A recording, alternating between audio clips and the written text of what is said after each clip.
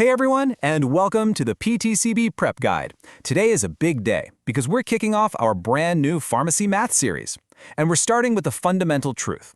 The key to solving any pharmacy math question is knowing how to identify what kind of problem you're looking at in the first place.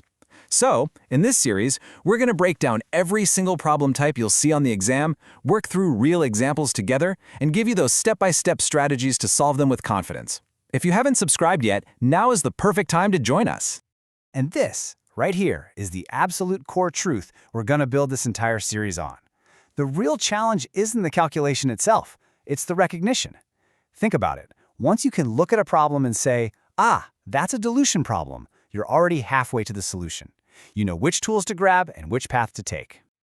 Okay, so let's dive into what the real challenge is. Because pharmacy math, let's be honest, can feel super intimidating. You know that feeling, right? You look at a word problem and it's just this jumble of numbers, units, and those tricky SIG codes, the shorthand instructions, and it's so easy for your brain to just freeze up. But here's the secret. The math itself is almost always predictable and totally manageable, but only once you know the strategy. This slide just nails the difference between perception and reality. The fear is that you're going to face these monstrous equations that require you to be a math wizard. But the reality? Nope. It's mostly about applying the right strategy to really simple arithmetic. It's more like a puzzle or a pattern recognition game than it is advanced calculus. So to help you navigate this, we've basically built a roadmap. Think of this explainer as your high-level tour of the entire pharmacy math landscape. We're going to point out all the major landmarks, so no matter what problem gets thrown at you, you'll always know where you are and exactly where you need to go. So what's on this map? Well, our roadmap is built around these core categories. You've got your dosage calculations, days supply, concentrations and dilutions, IV flow rates, and of course, the foundation that holds it all together, unit conversions.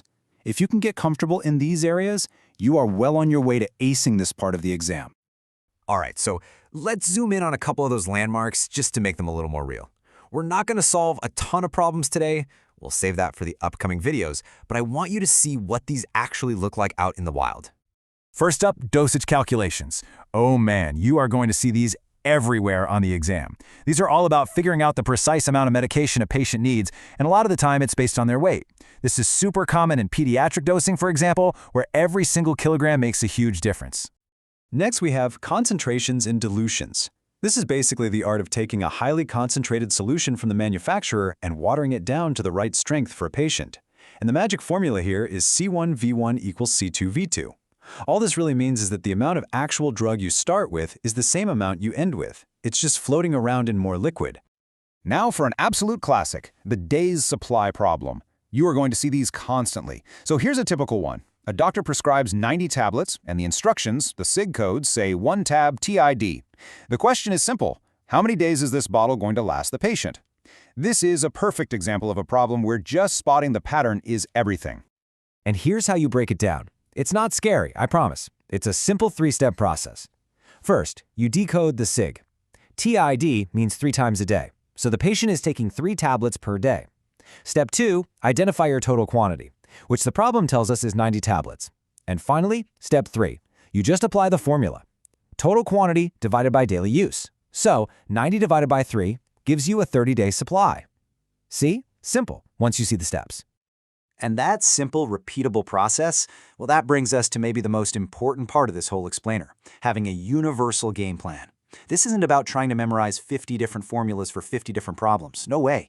It's about having one solid strategy that works for almost every single problem you'll face. And this table right here lays out that strategy. First, before you even touch your calculator, classify the problem. Is it a dosage problem, a dilution? Knowing what it is tells you which tool to use. Second, standardize your units. Get everything into milligrams or milliliters before you start calculating to avoid those simple, silly conversion errors.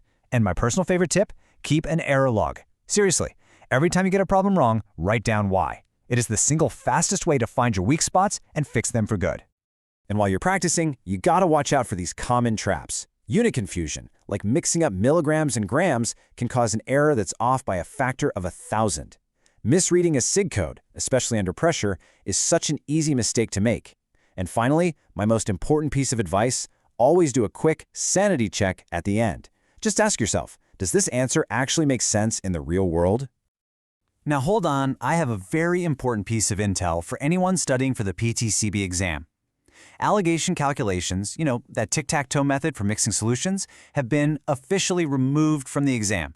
That's right, you do not need to study them. You can focus that energy on dilutions and concentrations instead. This is a huge time saver. So, let's bring it all home. The big takeaway here is this. Success in pharmacy math doesn't come from memorizing the most formulas. It comes from having a reliable system.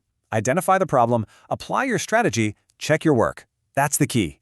And in the rest of this series, that's exactly what we're going to do. Build that system together, one problem at a time. Thanks so much for watching. If this explainer helped you get a better handle on pharmacy math, make sure to subscribe, share it with a friend, and definitely drop a comment below to let us know which type of problem you'd like us to tackle first. Your support helps us create more content like this to guide you through every single PTCB math challenge.